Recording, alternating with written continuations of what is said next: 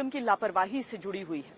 आपको याद होगा कि दिल्ली में कुछ दिनों पहले कैसे आईएएस की तैयारी कर रहे कुछ छात्रों की जान चली गई थी सिस्टम की लापरवाही की वजह से। पर ऐसा लगता है कि सरकारी जो अधिकारी हैं उन्होंने कोई सबक नहीं ली। 2 मासूम इसी सरकारी लापरवाही की भेंट चढ़ गए।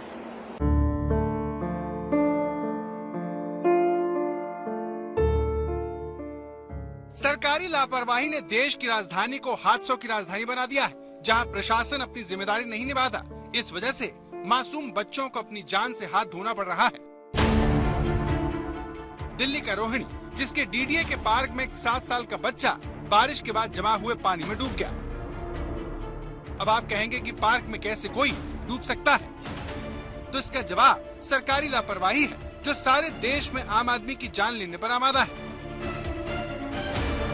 ये कहानी आपको बताएं, उससे पहले दिल्ली में ही हुए एक और दर्दनाक हादसे के बारे में जान लीजिए, जिसमें सरकारी लापरवाही आपको हैरान कर देगी। जिनके नाम से एकेडमी है उनका भी दोषी, वो भी दोषी है, बिजली विभाग वाले भी दोषी है, और जो गौशाला जो चलाते थे 2 आदमी वो भी है।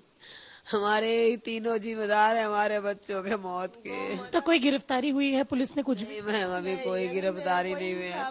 बस उन लोगों ने कह रहे हैं कि धीरज रखो, इंसाफ आपको मिलेगा। बस सिर्फ मिलने से नहीं आए थे।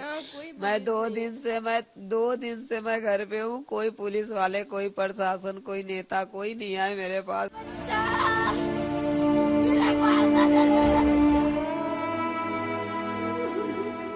ये 13 साल के आदित्य की मां है, जिसकी मौत पार्क में लगे इस अवैध बिजली के खंभे ने ले ली, जिससे क्रिकेट ग्राउंड के बगल में अवैध रूप से चलाई जा रही गौशाला में बिजली की सप्लाई की जा रही थी।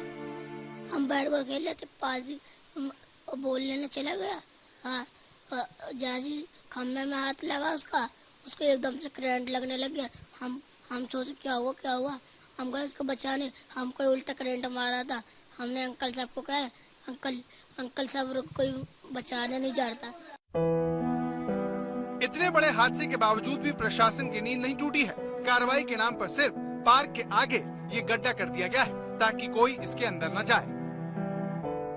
शनिवार दोपहर को जब 13 साल की आदित्य इसी प्लेग्राउंड में अपने भाइयों के साथ खेल रहा था, बहुत ही दर्दनाक तरीके से इलेक्ट्रिक्यूट होकर उसकी जान चली गई। इसके पीछे की कारण एक बिजली का खंभा, जो बिजली विभाग कहते हैं कि उनका नहीं है, इलीगल है, लेकिन अब तक किसी को भनक नहीं लगी कि कैसे एक प्लेग्राउंड में जहां पे सैकड़ों बच्चे आते हैं, खेलते हैं, एक इलीगल खंभा वहां पे कैसे रह गया। एक्शन के तौर पे सिर्फ इसका जो इलाका है घुसने का, उसको तोड़ा गया ताकि कोई अंदर ना जा सके, लेकिन फिलहाल कोई गिरफ्तारी हुई नहीं है।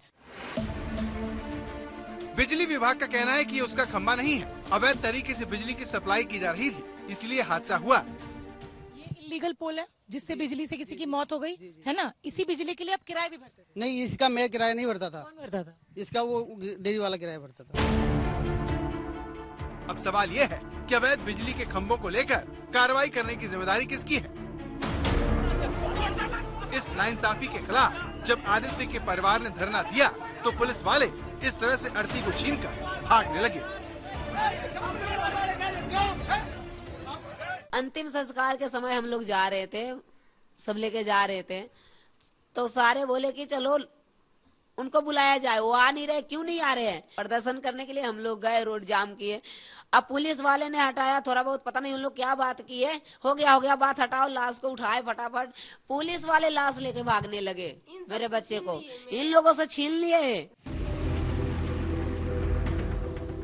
पुलिस ने इस मामले में अज्ञात व्यक्ति के खिलाफ लापरवाही से हुई मौत का मामला दर्ज कर लिया है, जबकि परिवार बिजली विभाग, गौशाला और क्रिकेट एकेडमी के मालिक के खिलाफ कार्रवाई की मांग कर रहा है।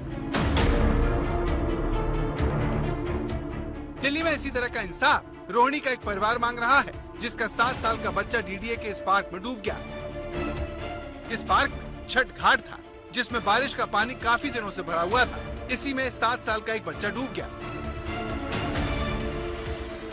पानी निकालने के लिए कोई नहीं है, और गार्ड भी इतना पूरा ध्यान नहीं है कि बच्चा बहुत आता है, बच्चे भी। अच्छा। गार्ड उधर होते बच्चा आ जाता है, इसीलिए बच्चे के साथ ये हादसा हुआ है। और ये पानी निकालने के कर्मचारी बिल्कुल काम करके राजी नहीं है। तो दिल्ली में प्रशासन की लापरवाही से कहीं मासूम करंट लगने से मर रहा है, तो कहीं पार्क में डूब रहा है। लापरवाही की हद तब है जब ओल्ड राजेंद्र नगर में IAS की कोचिंग के बेसमेंट में पानी भरने से 3 बच्चों की मौत पर देश भर में हंगामा हो चुका है। UPSC की तैयारी कर रहे एक छात्र की करंट लगने से मौत हो चुकी है। इसके बावजूद दिल्ली में प्रशासन लापरवाही की सारी हदें तोड़ रहा है। दिल्ली से श्रेया चटर्जी और अरविंद ओझा के साथ आज तक ब्यूरो।